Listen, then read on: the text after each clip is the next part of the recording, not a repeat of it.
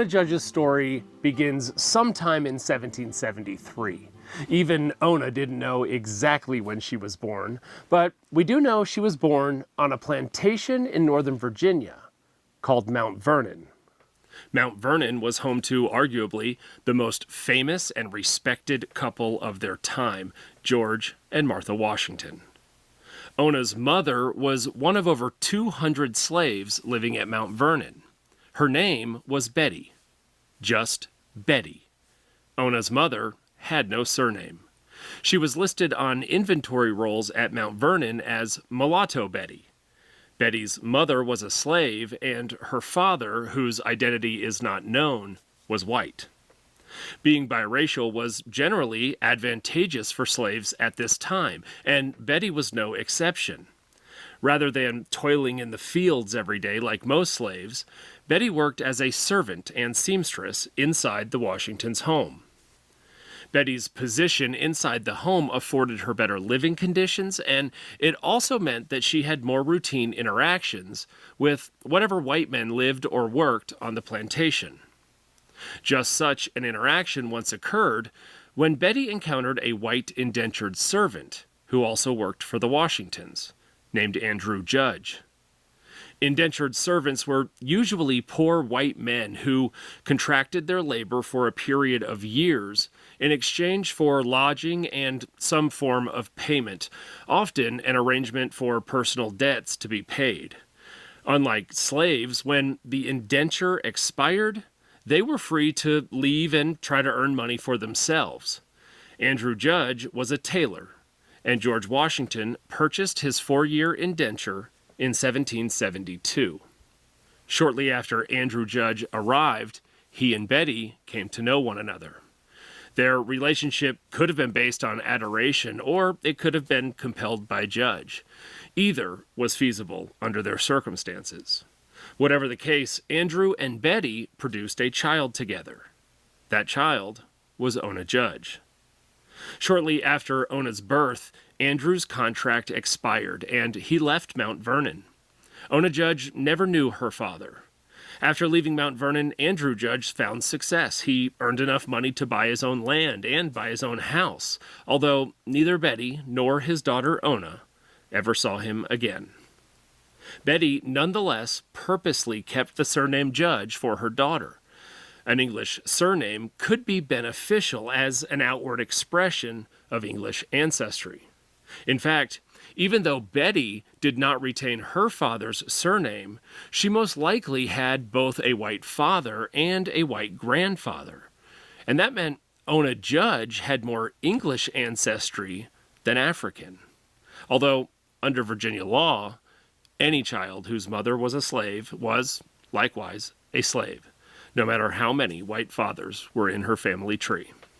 Nonetheless, Ona's ancestry and fair skin did at least help diminish the odds that she would be assigned laborious field work when she came of age. And so it happened. When she was about 12 years old, that's when the Washingtons called their young slave girl Ona Judge to begin training as a seamstress and domestic maidservant, just like her mother.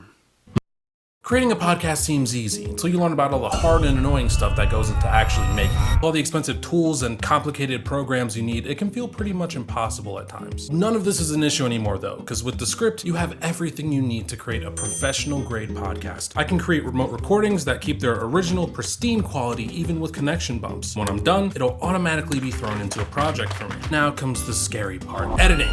It's actually not scary at all though, because with the full transcription Descript gives me, I can edit my podcast just like a doc. And if I have a guest that doesn't really have a good audio setup, I can use Studio Sound to easily enhance their audio. And with Descript's extensive suite of AI actions, I can take care of all the tedious parts of editing with the click of a button, which frees me up to focus on the creative part of editing. I can even use their AI actions to select moments in my podcast that make for great social clips, and publish both my podcast and its clips wherever I want. Just like that, I was able to make an entire podcast from start to finish without even having to leave Descript. Try Descript for free today.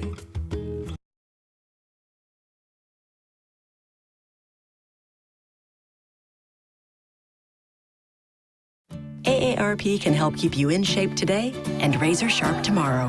help make sure your health lives as long as you do. Join AARP and gain instant access to hundreds of benefits. Because the younger you are, the more you need AARP.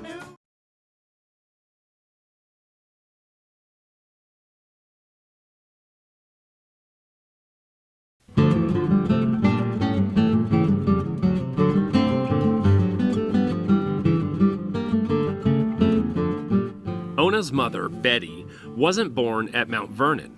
Betty was born and raised on another Virginia plantation, owned by one of the richest men in the country, named Daniel Custis. The Custis plantation was called the White House. When Daniel Custis was 39 years old in 1750, he married a 19-year-old woman named Martha. Betty was still a teenager when she began working as a domestic servant for Daniel and Martha Custis at the Custis' White House plantation. Incidentally, it was Martha much later, in consideration of her fond memories at the Custis plantation, who suggested that the president's house in the United States capital city should be referred to as the White House. Of course, Martha wouldn't have been in a position to offer such a lasting suggestion if fate hadn't precluded the Custises from growing old together on their plantation. The couple's marriage ended when Daniel died suddenly in 1757. In their short 7-year marriage, the couple had 4 children, although 2 died in infancy. After Daniel's death, his large estate, including over 100 slaves, was equally divided among Martha and their 2 surviving children. Of course, Martha's children were much too young to actually take possession of their portions of the estate, so Martha maintained custodial control of the entire estate until her children reached majority. 2 years later, the now 28-year-old widow, Martha, remarried, this time to a 27-year-old respected military officer named George Washington. George and Martha Washington never had any children of their own, but as stepfather, George became a legal guardian to both of Martha's infant children and raised them as if they were his own. Also, their marriage meant that George Washington now had custodial control of the Custis estate, including its many slaves. The slaves attached to the estate were called dower slaves. Thus, Martha, her 2 children, and over 150 dower slaves moved from the White House plantation to George Washington's Mount Vernon plantation immediately following the wedding. At Mount Vernon, the dower slaves worked alongside the slaves Washington already owned. The only major difference between them was that George Washington did not have the legal authority to sell or move the dower slaves, and for many of them, neither did Martha. Ona Judge's mother, Betty, was one of these dower slaves. She moved to Mount Vernon in 1759, years before Ona was born. But even though Ona was born on Washington's Mount Vernon plantation, as the daughter of a dower slave, she too was a dower slave. Ona Judge was legally owned by the Custis estate. For most of Ona's childhood, George Washington was away from home, gone for nearly 8 full years, commanding the Continental Army during the Revolutionary War. He arrived home for good near the end of 1783, and he had triumphed in war more than many people expected him to, and he returned as a hero of the nation. Although, sadly, by then Martha's remaining 2 children had also died, but not before providing the Washingtons with several young grandchildren, 2 of which lived with and were raised by George and Martha Washington. Thus, the Washingtons retained control of a large portion of the Custis estate, now in wait for Martha's young grandchildren to come of age. This meant that both Betty and Ona would remain at Mount Vernon for the foreseeable future. And having impressively completed her training, Ona was now assigned to be Martha's personal seamstress and chambermaid, a remarkable position for such a young girl. Upon his return home, George Washington wanted nothing more than to retire from public life and manage his farm. But as it turned out, his service to his country did not end with the war. On April 14th, 1789, a letter arrived for him at Mount Vernon. It was from New Hampshire Senator John Langdon, who was, at that time, President pro tempore of the United States Senate. This letter would drastically change the lives of George and Martha Washington, and, for that matter, the lives of everyone at Mount Vernon. And maybe none more so than Ona Judge, who was still just 16 years old when that letter arrived.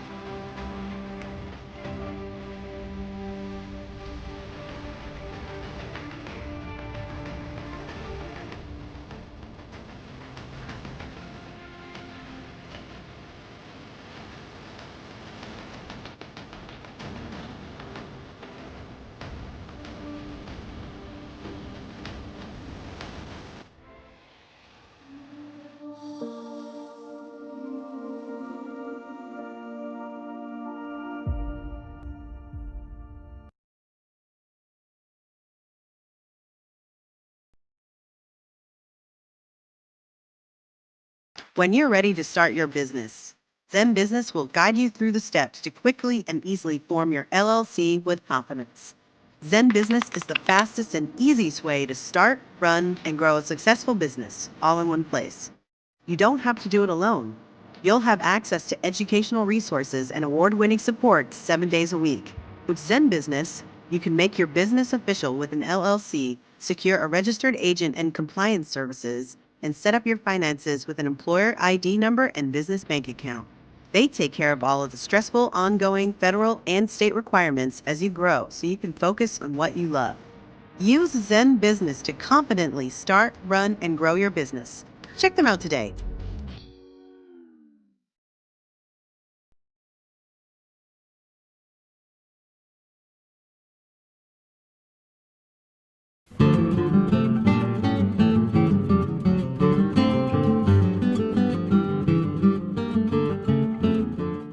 New Hampshire Senator John Langdon wrote to inform Washington that he'd been unanimously elected to be the first President of the United States of America. Langdon was a political ally of Washington during the Revolution and essentially for the entirety of his presidency. Surely it was an honor for Langdon to inform Washington of his election to the office. The Washington and Langdon families, although from different regions of the country, were known to be friends, and they even lodged at each other's houses on occasion when traveling. For Washington, however, this letter was not well received. He questioned both his desire and his ability to be the nation's first president, but his sense of duty to the United States primarily influenced his ultimate decision. He accepted the position to which he'd been elected. The nation's capital at that time was New York City. There wasn't yet a District of Columbia or a residence designated to be the president's house. In fact, George Washington is the only U.S. president who never served in Washington, D.C., and never lived in the White House. The Washingtons had to spontaneously plan and pay for the move to New York themselves. Washington actually had to borrow money to cover the costs. Of the over 200 slaves living at Mount Vernon, the Washingtons chose 7 that would come with them to New York and work as domestic servants. 16-year-old Ona Judge was one of the 7. George Washington departed Mount Vernon on April 16, 1789. He wrote in his diary that day that he bade adieu to Mount Vernon, to private life, and to domestic felicity. His wife and the rest of their entourage followed shortly after. For Ona Judge, any desire or lack thereof to move to New York was irrelevant. If she did have feelings one way or the other, history has no record of them. Ona's life would be directed for her. She would be the personal chambermaid to the nation's First Lady. And that was a really important job. She was responsible for cleaning and mending Martha's dresses.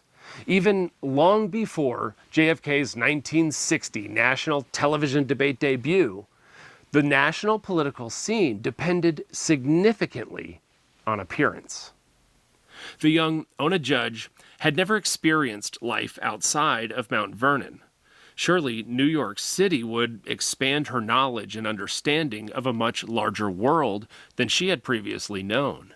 In 1789, slavery was legal in New York, but the abolitionist movement was growing all over the country, especially in states north of Maryland. Of course, Ona wouldn't have known much, if anything, about calls for abolition, or much of anything else related to social or political arguments taking place in the country at large. The Washingtons' home in New York was simply referred to as the President's Mansion. The Washingtons and their grandchildren lived on the second floor, while Ona and the other slaves, servants, and employees lived on the third floor. The slaves who were chosen to accompany the Washingtons would become meaningful parts of the nation's first presidential administration.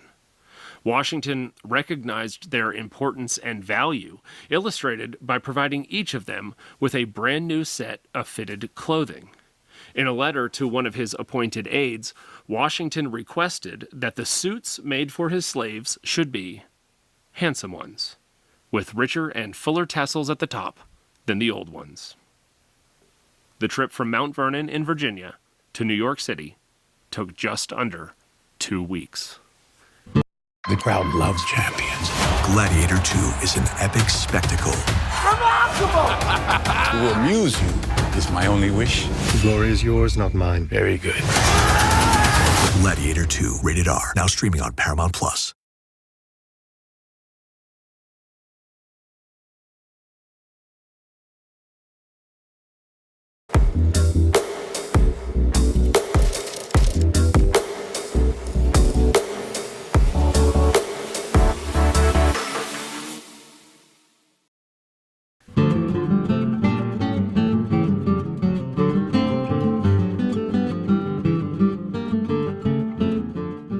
In 1789, New York City was America's second largest city, with a population of about 30,000. Only Philadelphia, with a population of about 44,000, was bigger. There were just over 3,000 black residents in New York City. Of those, 2,000 were slaves, and the other 1,000 were free blacks. Although, that population fluctuated as New York City was also a good location for runaway slaves to hide out. Ona Judge and the other Mount Vernon slaves called to serve in New York would encounter a significant population of free blacks for the first time, and maybe also for the first time, former slaves, in hiding among the hustle and bustle of the big city. There is no indication, however, that Ona yet had any thoughts of running away herself. Washington was, by most accounts, a conscientious governor of his slaves. The inhumane nature of the institution aside, there were many instances of genuine care, concern, and commiseration exchanged between Washington and his slaves. In fact, in letters between Washington and his personal secretary named Tobias Lear, who planned much of the move from Virginia to New York, Ona and the other slaves making the trip are casually referred to by both of them as the blacks in this family. The use of the term family is revealing. To George Washington, the slaves at Mount Vernon were an important component of his business operations, and taking care of his slaves was equivalent to taking care of the operation. But it was not lost on him that there was a more human component to owning slaves when compared to his other property. There are several instances of Washington deliberately avoiding the breakup of families and strictly limiting corporal punishment. And it bears repeating here as well that for over 150 of their slaves, including Ona Judge, the Washingtons had only custodial control. They were entrusted with guardianship without any legal authority to sell them or emancipate them. Ona was a slave before she even knew she was alive. But there's no indication that before she left Mount Vernon, she had any experiences that would have provoked animosity toward the Washingtons, and certainly none that would have instigated a desire to run away. Ona's residency in New York was short, but it had a significant impact on her. Just a year after they had all settled there, Congress moved the nation's capital to Philadelphia. They all, again, had to move. But Ona had seen and heard things in the big city that she would not soon forget. They all packed and left New York in the spring of 1790, and they spent that summer back at Mount Vernon, this time planning a move to Philadelphia.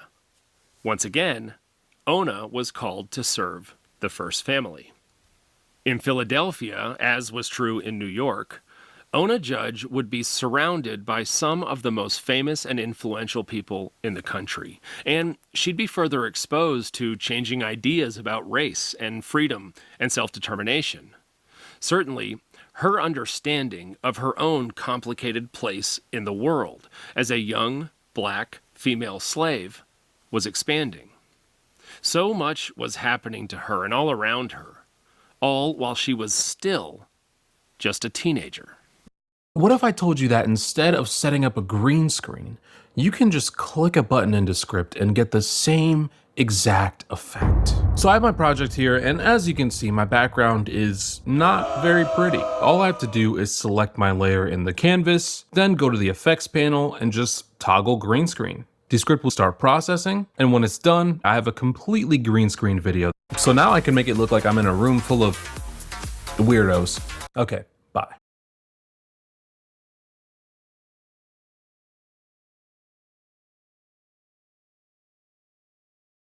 Thanks. What'd you get?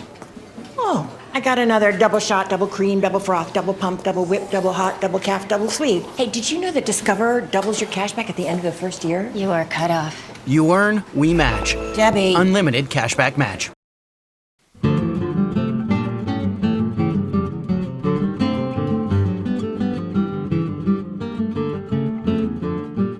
The President's House, as it was called in Philadelphia, was the largest house in the city.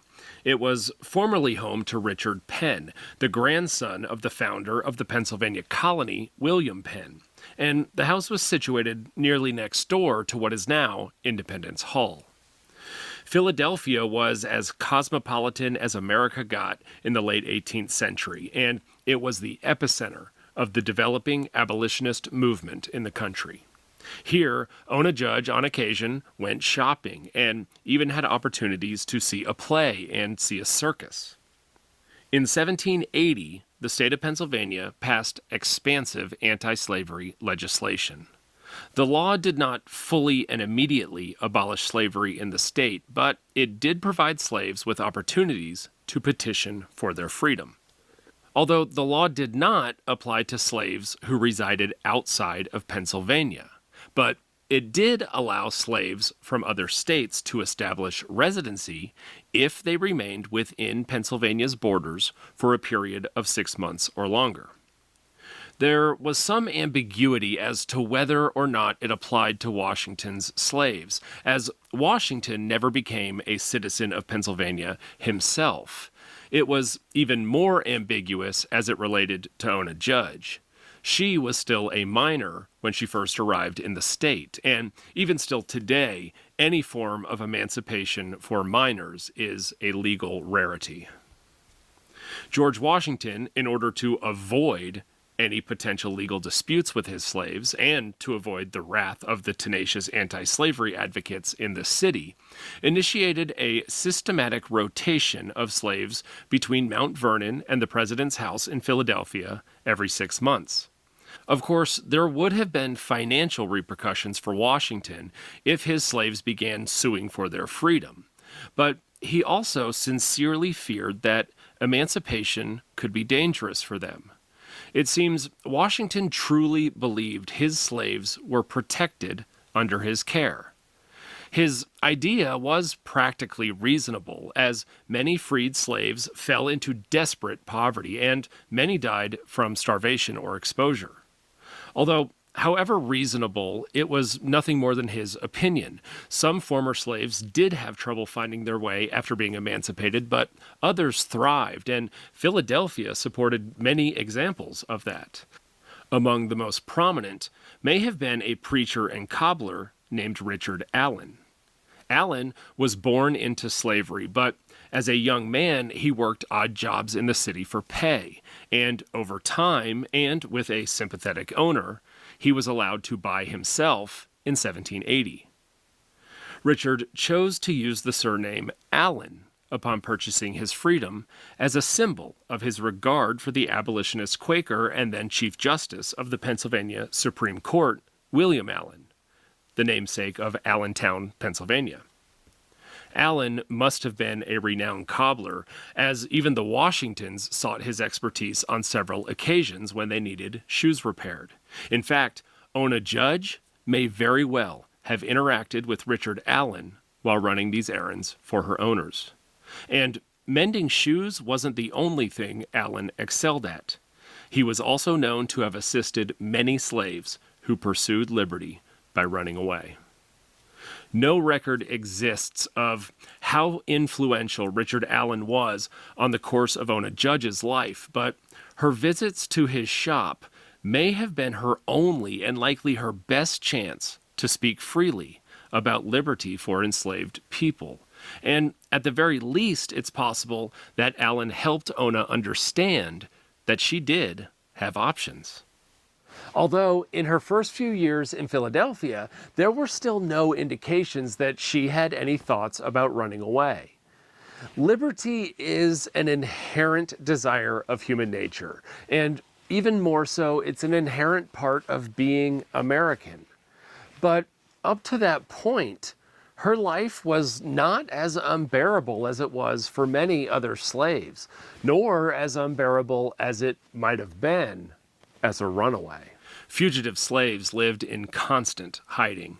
Often, they had to sleep outdoors. They weren't prepared for the bitter cold of the North. A slave's decision to run away was a decision to leave their family and friends.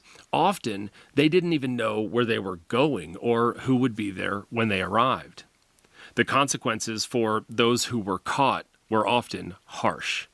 They included corporal punishment or being sold to the even more ruthless plantation owners in the Caribbean. And if runaway slaves did avoid capture, there was no assurance of finding gainful employment. Starvation was a real possibility. Further, it was exceedingly rare for women to attempt escape. About 90% of all runaway slaves were men. In fact, during this time period, it was rare for any woman to travel alone. Also, most adult female slaves were mothers who weren't willing to expose their children to the dangers of running away, let alone leave their children behind. It's not surprising that Ona Judge was not initially motivated to attempt running away from George and Martha Washington. She had a room in the largest house in the city. She worked for the nation's first lady. She wore elegant dresses and, on occasion, engaged in social events. She was warm and she never missed a meal.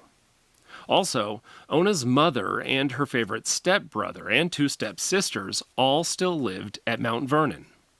If she ran from the Washingtons, she would have been running away from her own family as well. Ona lived with the Washingtons in Philadelphia for 5 years. She may have been the last slave that George or Martha Washington would have ever expected to run away. But Ona didn't acquiesce to the status quo because she was feeble. In 1793, her circumstances began to change, and in the following 3 years, Ona's previously hidden strength would be unmasked. That year, her beloved stepbrother, who had been her only family in New York and Philadelphia, drowned to death while traveling from Pennsylvania to Virginia. 2 years later, in 1795, her mother, Seamstress Betty, also died. Ona was only 20 years old at the time. The deaths of her mother and stepbrother didn't push her away from the Washingtons, but it did extinguish what might have pulled her back to Virginia the most. And if George and Martha Washington were to implement some new imperative or arrangement that did push her away from them, well, then they might see how much Ona had learned and how much she had grown in the urban North. The Washingtons might just learn that if they pushed Ona Judge away too hard, she might not come back.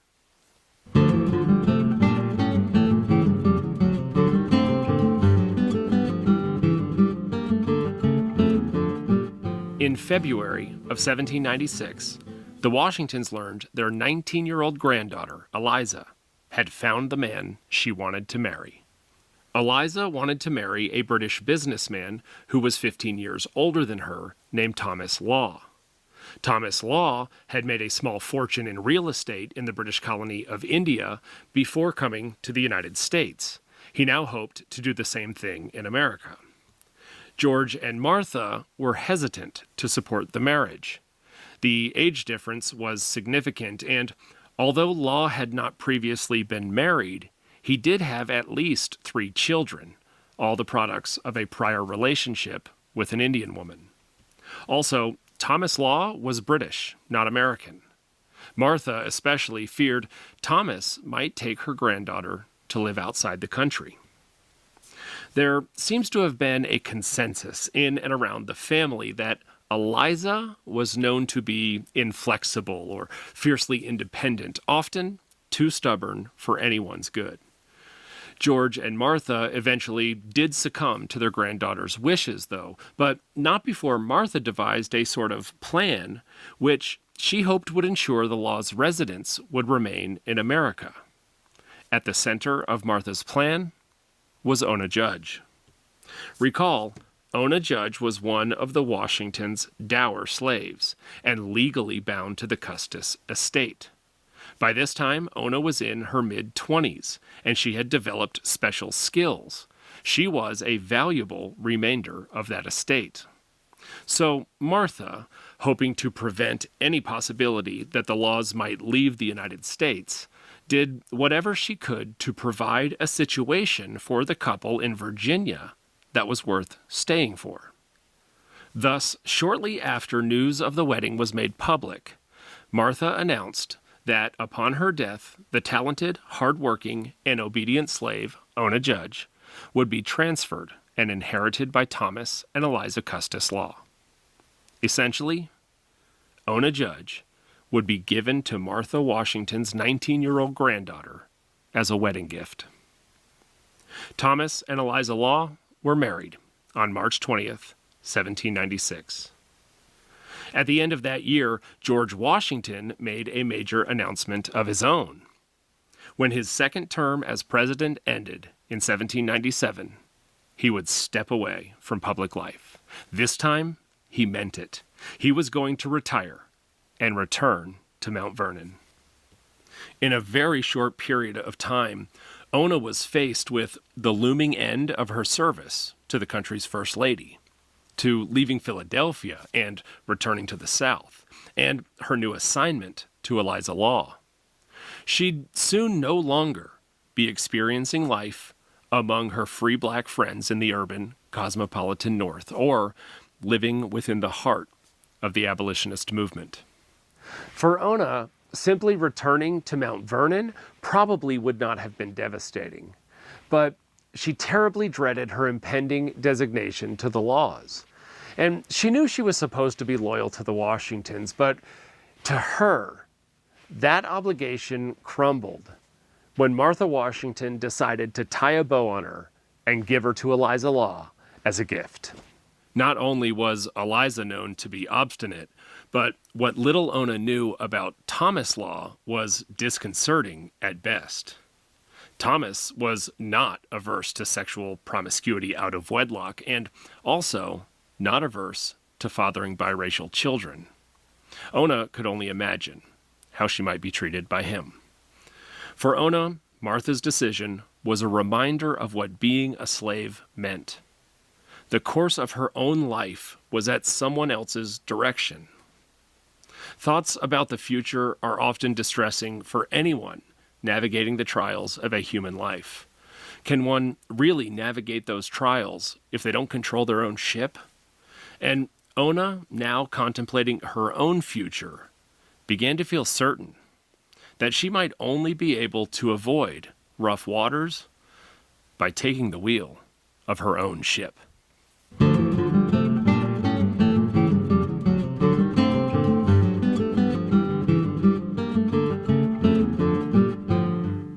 In 1796, Ona Judge faced the fundamental agony of slavery. A slave has no control over their own future. But Philadelphia had taught her she didn't have to capitulate. With so much uncertainty looming in front of her, she decided to take control of her own life. She decided to run away from George and Martha Washington, to run away from Thomas and Eliza Law, to run away from slavery. If she had never been delegated to work in Philadelphia, she might have never known that such a choice even existed.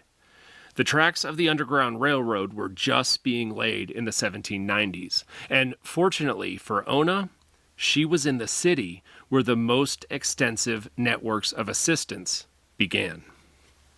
George Washington's ledger includes an entry dated May 10th, 1797, for a $1.25 deduction for shoes. Quite possibly, someone needed to visit Richard Allen's shop that day. Recall the same Richard Allen who was dedicated to helping slaves who wanted to run away. It seems likely that this simple May 10th shoe shop errand was completed by Ona Judge, giving her the perfect opportunity to speak privately with Allen. Ona weighed the misery she would endure if she remained a slave against the multitude of dangers she would confront on the run, and she chose the latter. Ona's despair at this time is glaring because she knew the dangers she'd face as a runaway.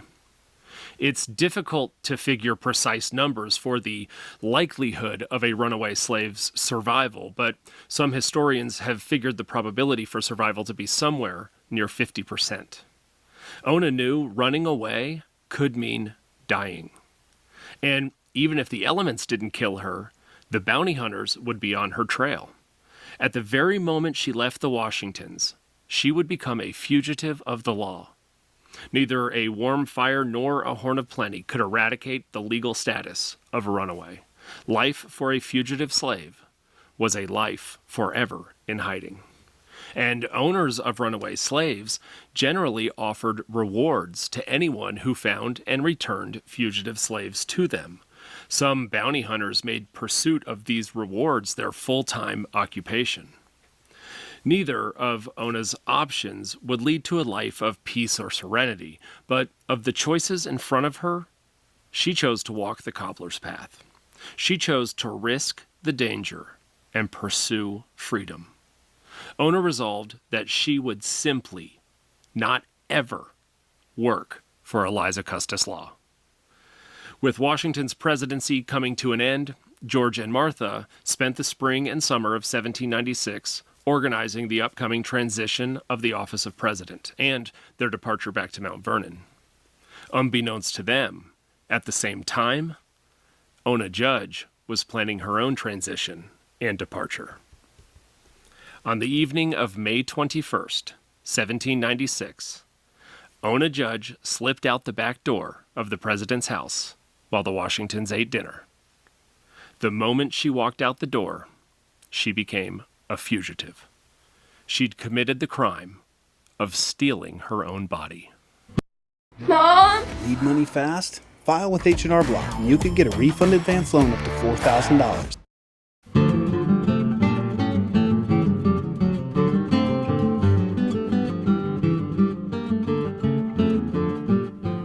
George Washington was not known to be particularly harsh on his slaves, but he did spend considerable time and effort and money pursuing the capture of any of his slaves who ran away. It's unclear whether the Washingtons realized Ona was gone the same night that she departed or the next morning. Washington's letters related to Ona's departure indicate that both he and Martha were left bewildered and dismayed. 2 days after Ona left, George Washington published an advertisement in the Pennsylvania Gazette.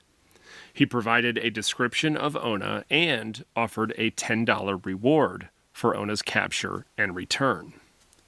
George and Martha didn't know at that time that Ona Judge was already tucked away among the tonnage of a merchant ship sailing northward. Her escape was planned for her by friends who had extensive networks of assistance. On the night Ona departed, even she didn't know exactly where she was going. She only knew that a boat would be waiting for her at the Philadelphia docks. When she arrived at the docks, she was instructed to board a merchant ship called the Nancy. The ship's captain, a man named John Bowles, allowed Ona to stow away in the cargo hold. The Nancy was headed to Captain Bowles' hometown of Portsmouth, New Hampshire. The passage from Philadelphia to New Hampshire took 5 days. It's hard to imagine the physical hardships and the anxiety the 23-year-old Ona Judge must have been experiencing while hidden below decks, especially considering she didn't know what was in store for her after she arrived. Washington placed a second notice in another newspaper on May 24th. He was on the hunt for Ona Judge. The Nancy landed in Portsmouth on May 26, 1796. All Ona knew was that when she arrived, she'd be looking for a particularly described individual who was referred to as her chaperone in Portsmouth. In 1796, Portsmouth was a small but growing town with about 5,000 residents. Of course, Ona knew none of them. Slavery was still legal in New Hampshire, but there were very few slaves. In fact, there were very few black people at all in the town of Portsmouth. Of that town's population of 5,000, there were only about 100 black residents total. In fact, there were fewer black residents in Portsmouth than there were blacks living at Mount Vernon alone. Although, the few blacks who did live in or near Portsmouth were well known for helping runaway slaves. After Ona arrived in New Hampshire, she met her chaperone. She was then ushered to the home of a free black family, where she hid for the days following her arrival. Ona did not have the luxury of sheltering in place for long, however. The people helping her hide were kind, but not rich. She needed to find work if she was going to survive. Ona's new life in New Hampshire was not going to be easy. Freedom never is, but her escape so far was a success. Ona Judge was ready to be the captain of her own ship.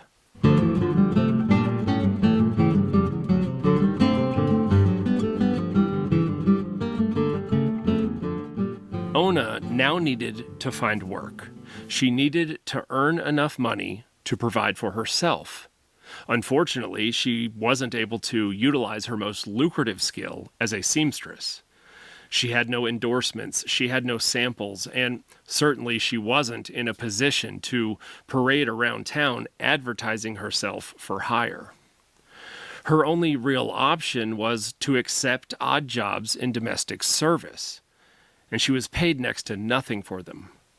For the Washingtons, her duties were very particular, and the needs of the household were divided among their many servants. Most of the heavy lifting was reserved for men. Now, she found herself doing all kinds of tasks. Even simple chores like carrying water could be backbreaking. An average home in the 1790s used about 100 gallons of water per day. All of it needed to be carried from a nearby well into the home. Ona had to learn how to build fires and kill chickens, to do laundry and cook.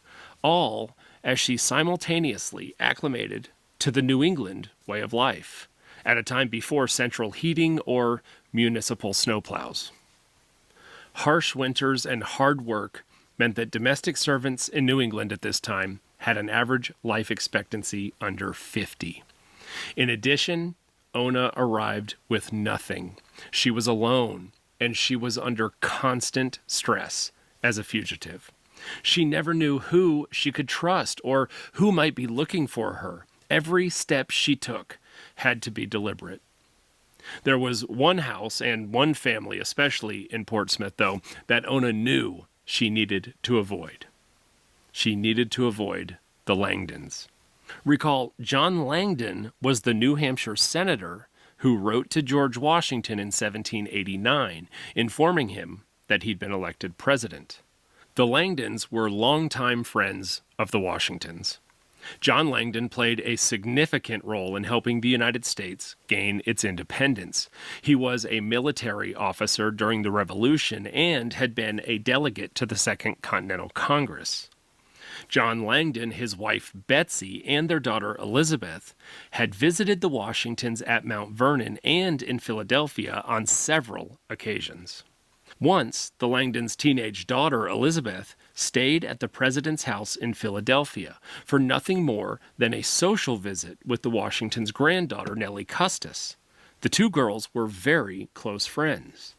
Almost certainly, Ona Judge encountered Elizabeth Langdon on that trip she took to Philadelphia. She probably even served her a meal or tea or something like that.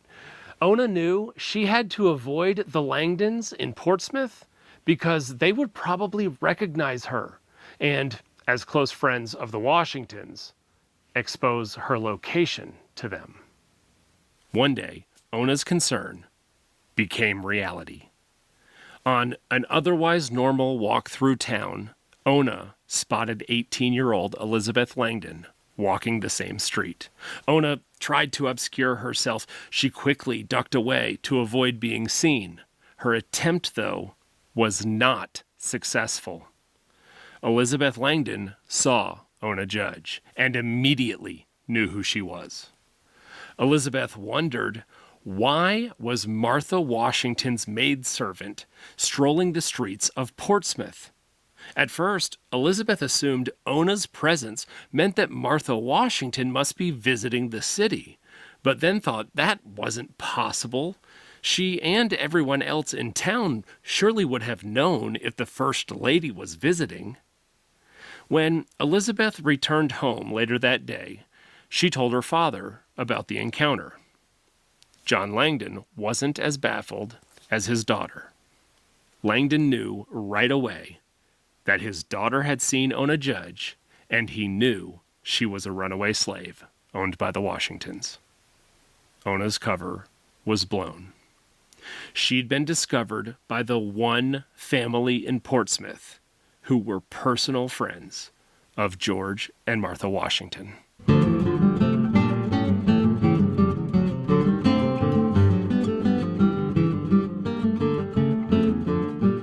John Langdon's views on slavery reflected those that characterized most of New England's at the time.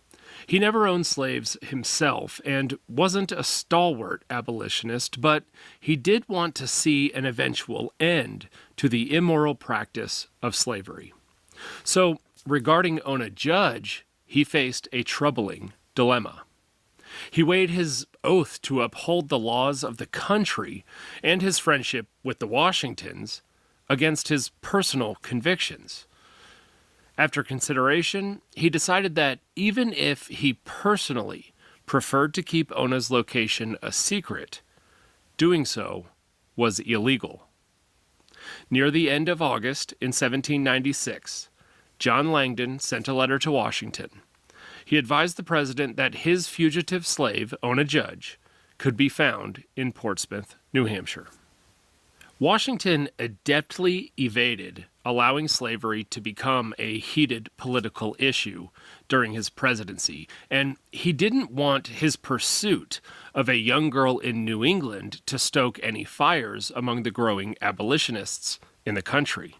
At the same time, both he and especially Martha adamantly wanted Ona Judge returned to them. So, hoping to avoid any backlash just before his final term ended, they decided to wait and not take any action until after his farewell address was published.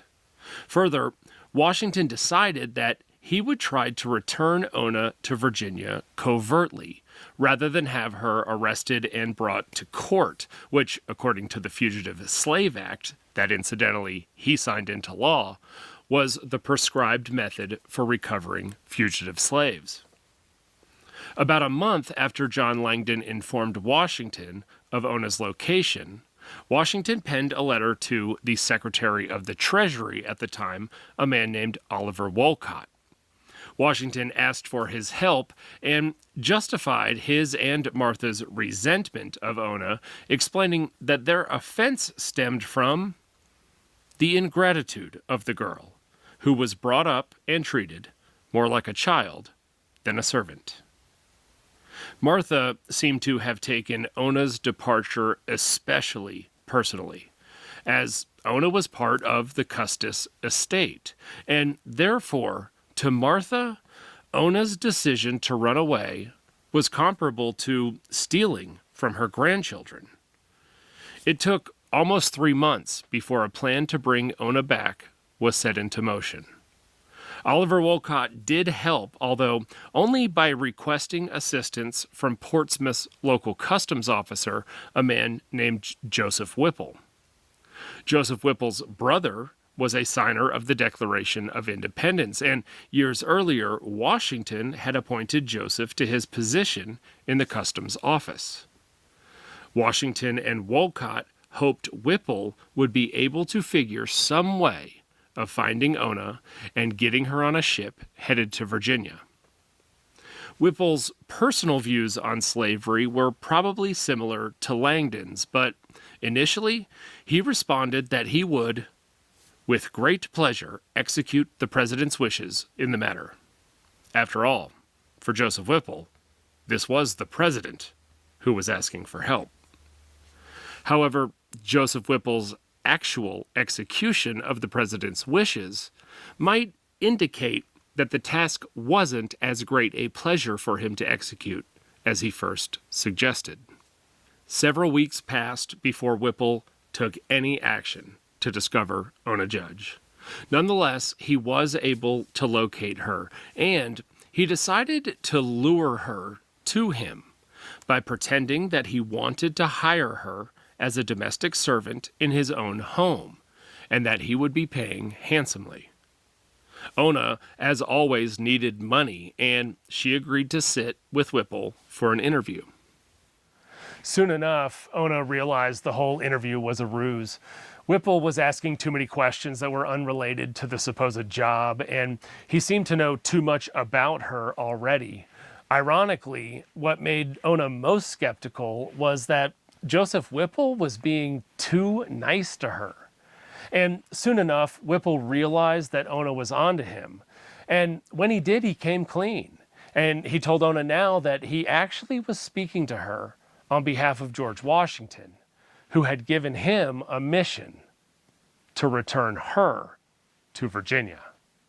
At first, Ona assumed she was about to be arrested.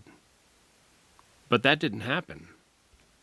Instead, Joseph Whipple began to plead with her, trying to convince her that her life would be better if she returned to Virginia. So Ona responded with what she hoped would give her the best chance of ending the interview and remaining free to walk away. She told Whipple that his words had swayed her, and she agreed that she would board the next ship set to sail for Virginia. Of course, Ona had lied to him. She had no intention of returning to the docks or boarding any ship bound for Virginia. And as the entire episode was predicated on Whipple's initial lie, Ona felt justified in doing the same. Ona Judge did what was needed to excuse herself from the meeting. Unbeknownst to Whipple, at the time, her resolve to remain free was firmly intact. Ona Judge had successfully thwarted the Washington's first attempt to capture her.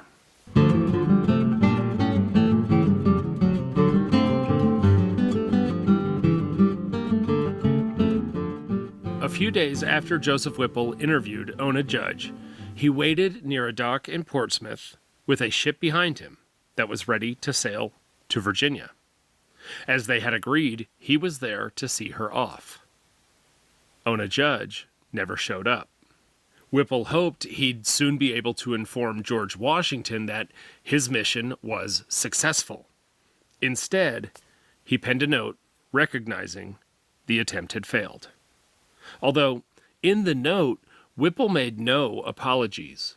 Rather, he seemed to almost advise Washington that his expectations for success should be tempered, as regarding fugitive slaves in New Hampshire, the popular opinion here in favor of universal freedom has rendered it difficult to get them back to their masters. Maybe Joseph Whipple found himself torn between the opinion of Washington and the opinion of the people in his own community, including himself. The note to Washington closed with Whipple stating, "It is with regret that I give up the prospect of executing the business." It seemed that Joseph Whipple was attempting to extricate himself from any future involvement. In the months following that first failed attempt to return Ona Judge to him, Washington was preoccupied with facilitating the transition to John Adams' presidency and returning himself to Mount Vernon. He hadn't forgotten about Ona, and he still intended to pursue her further, but those further efforts had to wait until he and Martha were settled back home. Of course, there's no way Ona could have known that she was relatively safe for those last 2 months of 1796, but she did not let Washington's pursuit of her affect her own pursuit of happiness anyway.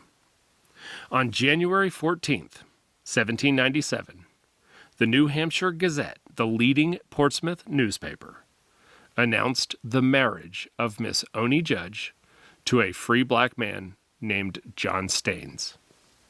Ironically, on the exact same page that day, the newspaper also published a letter written by George Washington related to the end of his presidency. Ona was probably 24 at the time of her marriage, while her husband's age is completely unknown. John Staines was informally referred to as Jack. It is possible that Ona and Jack were truly and deeply in love.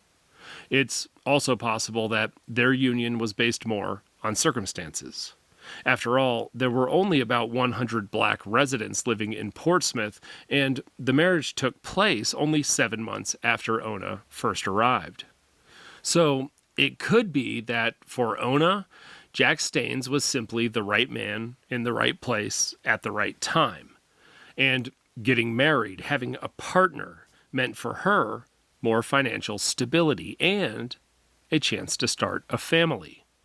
Although Ona's regard for freedom, her desire to control her own life and follow her own pathway to happiness, may indicate that a more genuine affection did exist between them.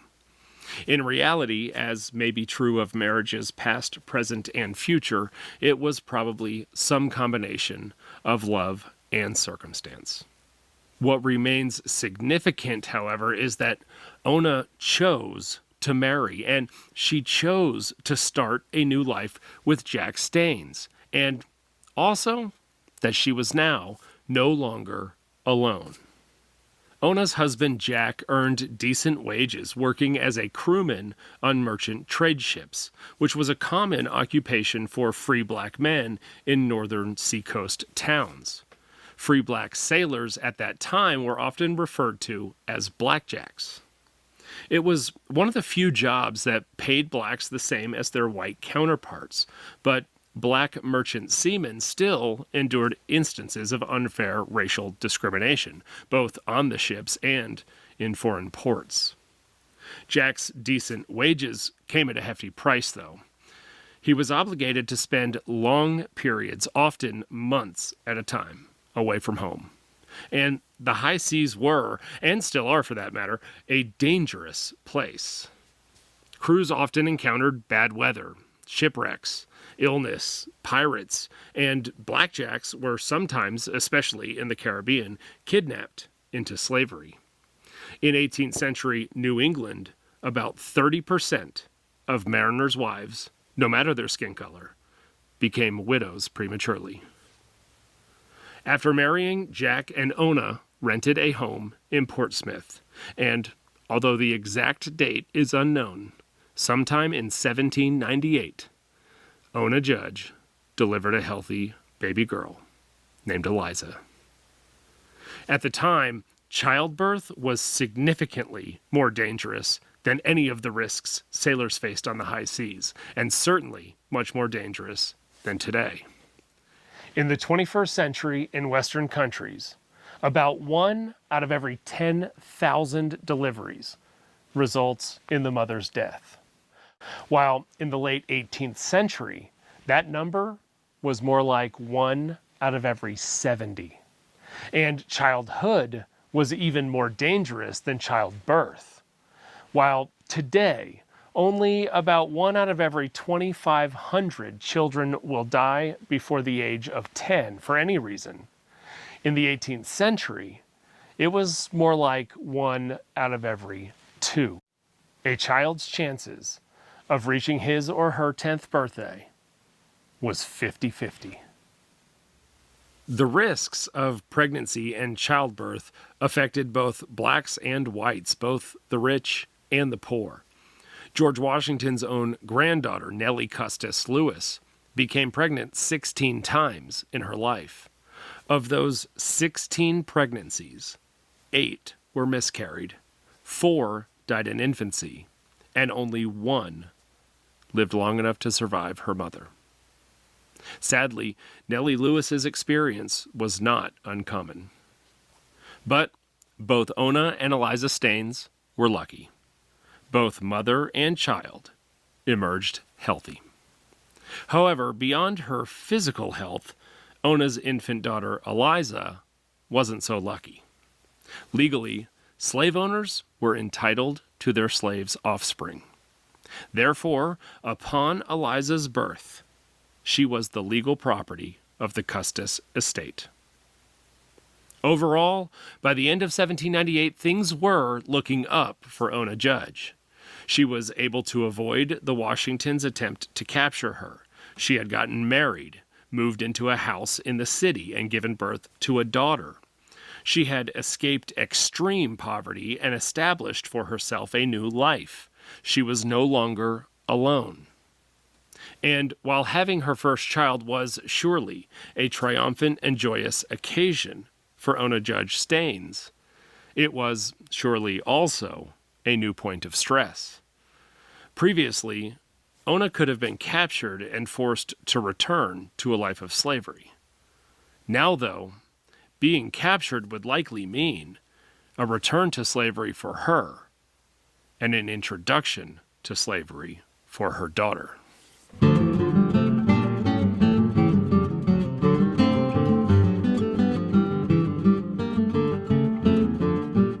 By the summer of 1799, George and Martha Washington were settled back at Mount Vernon. They were retired from public life. They now had the time they needed to devise a new plan to capture and return Ona Judge. This time, Washington requested assistance from one of his nephews, a 35-year-old named Burwell Bassett Jr. Bassett was a Southern plantation owner, a slave owner, and, most importantly, a trusted member of the family.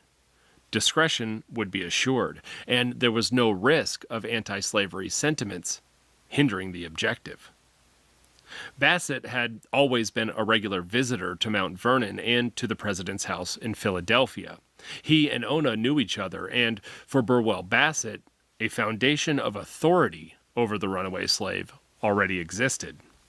Bassett was also a state senator in Virginia, So the idea was for him to travel to New Hampshire under the guise of conducting official state business.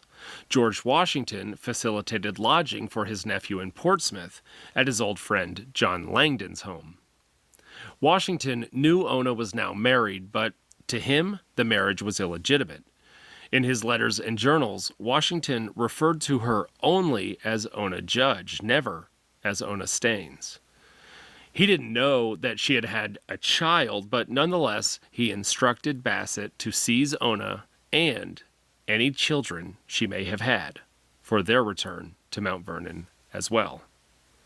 Burwell Bassett arrived in Portsmouth and to the Langdons' home in August of 1799. George Washington and John Langdon had an enduring friendship, strongly forged as compatriots in war and the founding of the country. Langdon's political views, however, were deviating from Washington's at this time. Shortly after John Adams took office, Langdon left the Federalist Party, and he joined Thomas Jefferson's new Democratic-Republican Party. He was never a staunch abolitionist, but he did support gradual emancipation, and on several occasions, Langdon demonstrated that he held genuine sympathy for slaves and their difficult lives. For Burwell Bassett, though, Langdon's changing political views were irrelevant. His intention to capture Ona Judge was kept secret, and Langdon's participation was limited simply to providing a place for the Virginian to stay. Bassett was welcomed as expected and promptly began the execution of his mission. He quickly discovered the location of Ona and Jack Staines' house. He then walked to Ona's house and directly knocked on the front door. The day Burwell Bassett came to call, Ona Staines was home, along with her 1-year-old daughter, Eliza. Ona's husband, Jack, was working away at sea that day. Surely for Ona, when she opened the door and saw the familiar yet unwelcome face of George Washington's nephew, she must have been struck by fear and dread.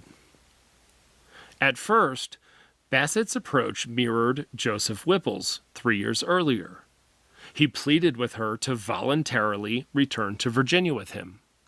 He tried to reason with her, reminding her that her life with the Washingtons came with certain benefits, and that living as a fugitive was terribly difficult. And he promised her that she need not worry about any harsh retribution. It seems that neither Whipple nor Bassett realized that Ona's objection to returning to Virginia wasn't so superficial. It wasn't because she wanted more rations or because she thought she was treated particularly harshly. It was because she was a slave, because she lacked agency.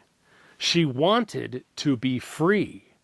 And now she had a lot more to lose than when Joseph Whipple previously had tried to wheedle her into returning to Virginia.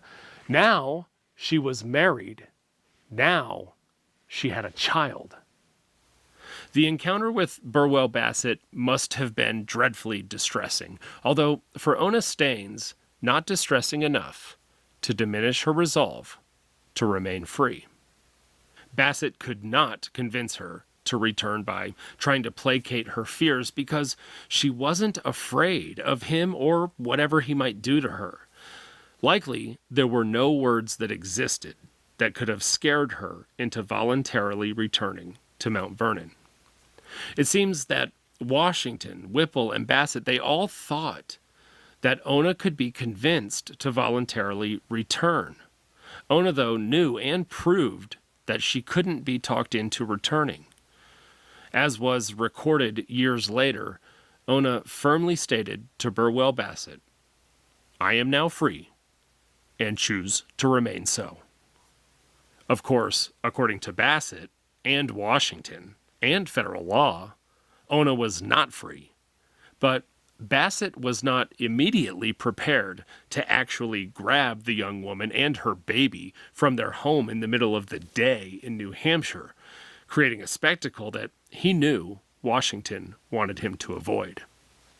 Bassett needed to avoid any backlash from local anti-slavery groups, and he didn't want to expose his or his uncle's bid to skirt the law. Thus, to avoid escalating the issue then and there, Bassett decided to let things rest for the time being. Ona remained steadfast, and Burwell Bassett left her house that day empty-handed. He had not convinced her of anything. She, however, had convinced him that getting this young woman back to Virginia wasn't going to be as easy as he hoped. Bassett returned to the Langdons' house that evening and recounted his interaction with Ona. He explained to Langdon that the slave's audacity had offended him, and that he had a new plan, and that next time he would have to use force. Burwell would come to regret speaking so openly about his plans to Senator Langdon. Once again, the Ona judge, George Washington Ordeal, presented John Langdon with a moral dilemma. Maybe Langdon now more so viewed the Fugitive Slave Act as immoral, or decided that if Washington didn't adhere to the law, then the law had lost its value. This time, he justified his response not with his oath to uphold the law or in consideration of his friendship with Washington, but instead by focusing on his obligation to effectively represent his New Hampshire constituents, most of whom were against the institution of slavery. It seems that Burwell Bassett overestimated how strongly John Langdon's personal relationship with Washington would factor into his host's acquiescence to the idea of using force. Because shortly after Bassett communicated his intention to use force to John Langdon, Ona Staines became aware of it too. Somehow, Langdon sent a warning to Ona. Most likely, he told one of his own servants, who then relayed the warning to Ona. Thus, Ona, with her daughter in tow, left her home in Portsmouth and hid at the home of a friend in an adjacent town. Likely, her hideout was the home of Phyllis and John Jack, free blacks living in Greenland, New Hampshire. Ona had befriended their two daughters shortly after arriving in Portsmouth, and the Jacks' home may have been where Ona first boarded in the months immediately following her arrival. When Burwell Bassett approached the Staines' front door for the second time, he didn't knock. This time, instead, he broke the door down and entered the house. But this time, the house was completely empty. Before Bassett returned to her house, Ona had hired a stable boy to carry her and her baby Eliza to Greenland so her friends could help her hide. Burwell Bassett tried to discover where Ona Staines was hiding, but her location was never unearthed. By October of 1799, Bassett had been in New Hampshire for over 2 months. Of course, he couldn't stay there forever, and he boarded a ship to return home. Burwell Bassett headed back to Virginia alone. He'd have to explain to his uncle that his mission was a failure.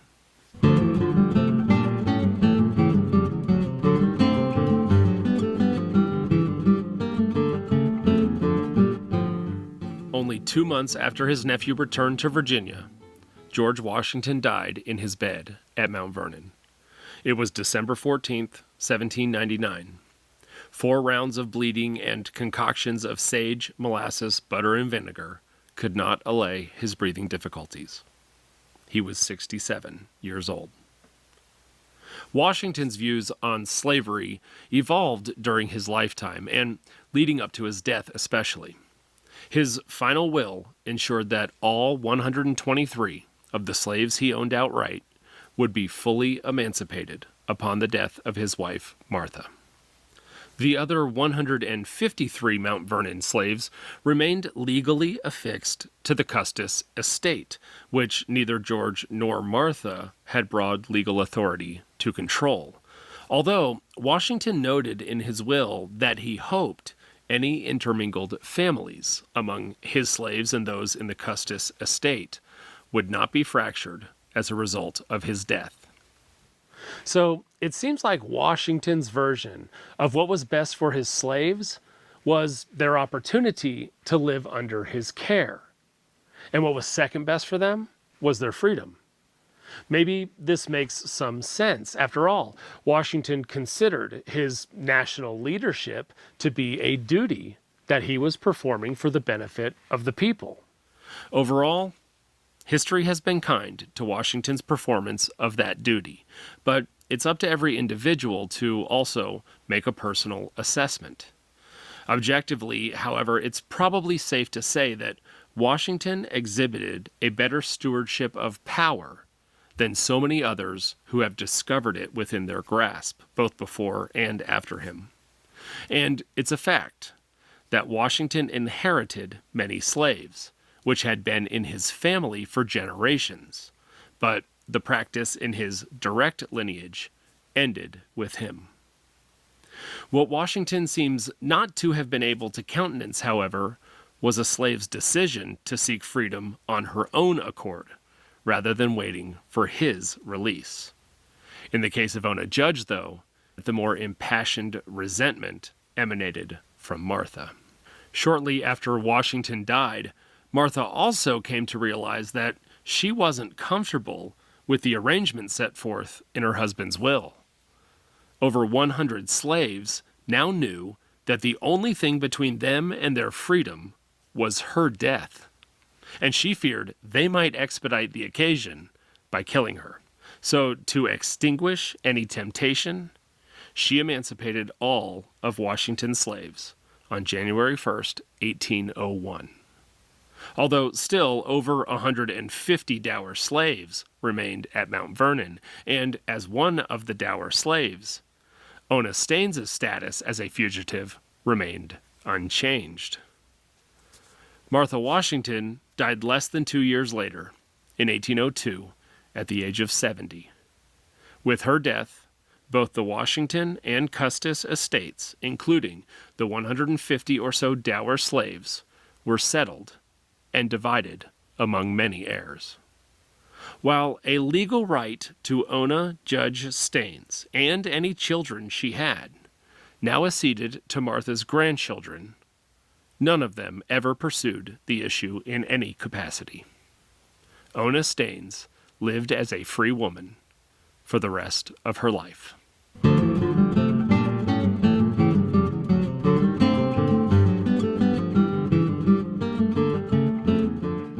After sneaking out the back door of the president's mansion in Philadelphia, Ona Judge Staines never experienced life as a slave again. Maybe more importantly, especially to her, none of her children ever experienced life as slaves.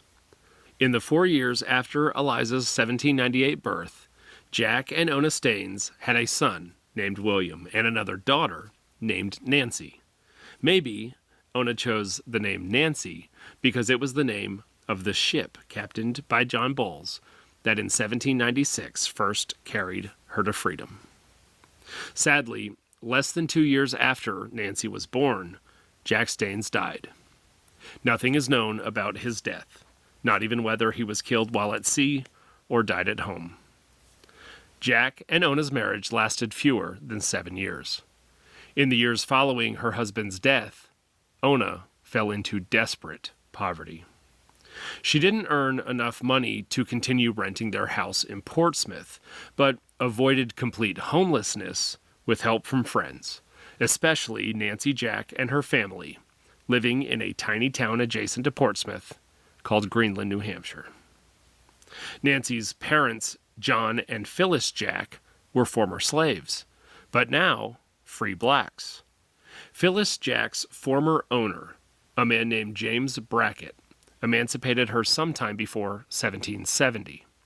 With her freedom, Brackett also gave her a small house and plot of land, which was all but unheard of for emancipated slaves. Here, Phyllis lived with her husband and 2 daughters, including Ona's friend, Nancy.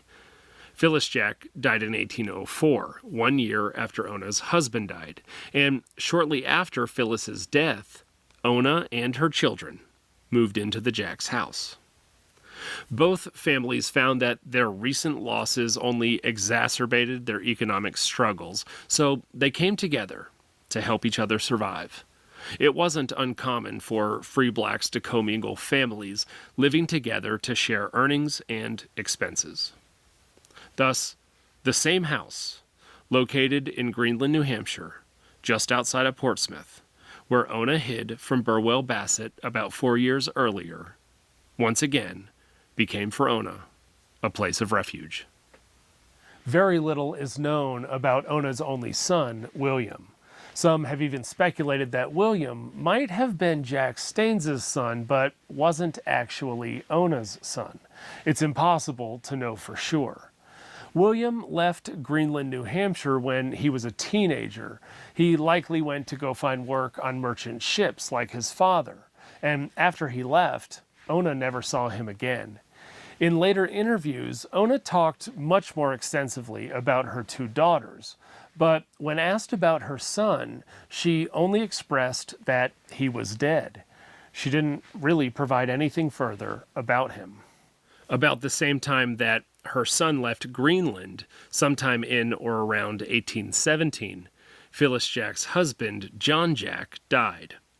This left 5 free black women living in the Greenland house, including Ona, who was now in her mid-40s, the similarly aged Jack daughters, Phyllis Jack Jr. and Nancy Jack, and Ona's 2 teenage daughters, Eliza Staines and Nancy Staines. The 5 women lived together in the Greenland house, but fell into even more desperate poverty. There simply weren't many opportunities for them to earn enough money to do anything more than survive. Additionally, there were essentially no young single black men in the region that might have helped them secure more financial stability. Neither of the Jack's daughters nor Ona's daughters were ever married, and Ona remained single after her husband's death for the rest of her life. As teenagers, both of Ona's daughters became indentured servants to a local man named Nathan Johnson. The indenture was created as a sort of charity or foster guardianship for the young girls. Nathan Johnson was paid by the town to take them in and provide essentials.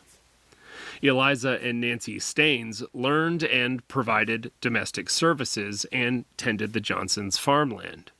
They both moved into the Johnson home for nearly a year. As much as it might have pained their mother, becoming live-in servants would, at least, ensure that the girls were warm and fed. Although, notably, both of Ona's daughters were known to be talented artists, and on occasion made extra money selling their sketches to people in and around Portsmouth. It seems, though, that such a poor quality of life took its toll on the Staines girls. The eldest daughter, Eliza, endured, as described in her obituary, a long and distressing illness.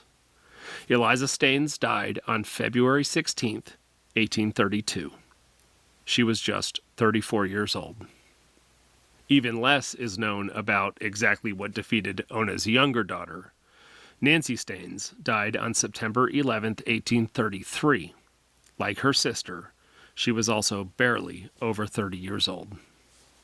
After her daughters died, only Ona and the 2 Jack sisters, Nancy and Phyllis, remained living in the house in Greenland. All 3 women were now over 50 years old. For the rest of their lives, they depended on the charity of their neighbors and local government assistance to survive. Ona Judge sought solace through God in her later years, becoming a devout Christian. She learned to read and write late in life so that she would be able to read the Bible. On February 25th, 1848, Ona Marie Judge Staines died in her home in Greenland, New Hampshire.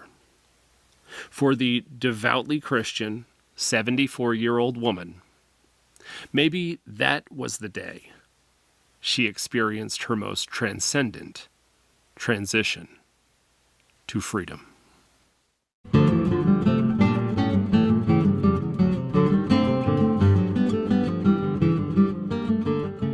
Much of the Ona Judge Staines story is known because, very late in her life, she twice sat for interviews with abolitionist journalists. The first article about Ona was published in the Granite Freeman on May 22, 1845, which was 49 years and 1 day after she slipped out the Washington's back door. The second interview was published January 1st, 1847, in The Liberator, the largest circulated abolitionist newspaper in the country. In her time, the law prescribed that Ona Judge was a slave and a fugitive. Now, however, she is more so remembered as a victim, embodying bravery and heroism to save herself and her children.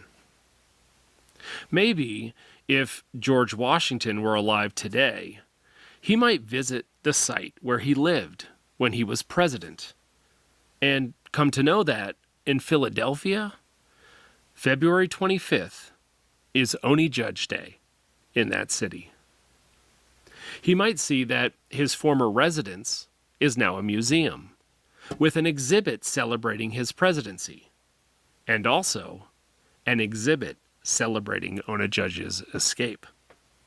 Or if he traveled the roads near his dear Mount Vernon, he might pass the state of Virginia's official historical marker, honoring the young slave girl who got away. Maybe, hopefully, Washington would understand that the seemingly stark differences between them were mostly superficial, mostly artificial, and that beyond their bloodlines, that beneath the skin, the two of them actually had a lot in common. They both resisted existing conditions. They both pursued their version of freedom. They both endured immense hardship, but both hoped the future would be better. George Washington and Ona Judge were both Davids, and they both defeated Goliath.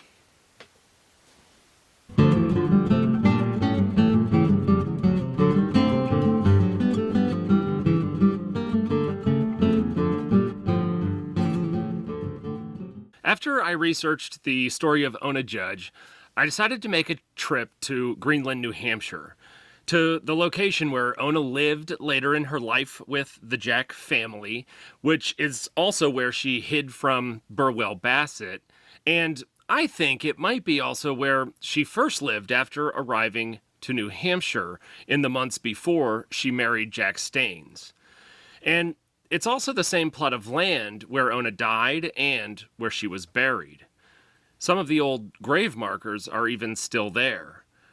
I know that others have been to the site, but the exact location was very difficult to find. I could only ascertain the general area, and then it took me a lot of walking and searching. And I was nervous because the creek that runs into the swampy pond is between two houses today, and I didn't know which side of the creek the site was on, and I didn't know whose property I was on when I was out there walking on it. I'd saw several lines of old New England stone walls which were used to demarcate property lines throughout the 1800s, and also some newer walls that were made from fallen branches and sticks, maybe the work of kids that were playing in the woods at some point, and even some old car parts, which was surprising. I found some information indicating that the Brackett family, descendants of the Bracketts who owned and emancipated Phyllis Jack in the late 1700s, still own that land today. After walking kind of aimlessly for about 20 minutes and seeing nothing but leaves and trees, I almost gave up. But I decided I had to keep trying because I knew I had to be close. I even stopped for a moment and kind of upwardly, internally pleaded, "Please help me find the spot." I'm hesitant to proclaim that someone could hear my thoughts, but just moments later, I saw a grave marker sticking up among the leaves. I felt relief and satisfaction. I spent a minute just taking it in. I was surprised at how serene the atmosphere was and how much being there struck me emotionally. I was there just before the sun set, and it was a chilly fall afternoon, and I recorded a few of my thoughts. I've come here to the place where Ona Judge is buried, also the Jack sisters, Ona's daughters, and Phyllis Jack. As a matter of fact, there is a gravestone here, which I will provide a picture of, that indicates that this is Phyllis Jack's gravestone.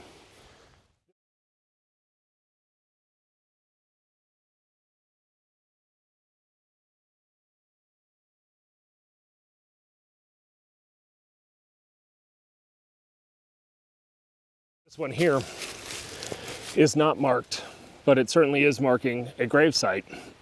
Anybody's guess is as good as mine on whose that might be. Swampland behind us, that's actually where the house would have been. This is where Ona Judge hid from Burwell Bassett. This is where Ona Judge likely hid shortly after she came to New Hampshire. And this is where she spent the rest of her life, somewhere in this same area. Ona Judge and her daughters, Nancy and Eliza, are buried in this same location. It's hard to imagine the lives that these women lived out here in the woods. But it's a very peaceful place, which I think is appropriate. The story of Ona Judge.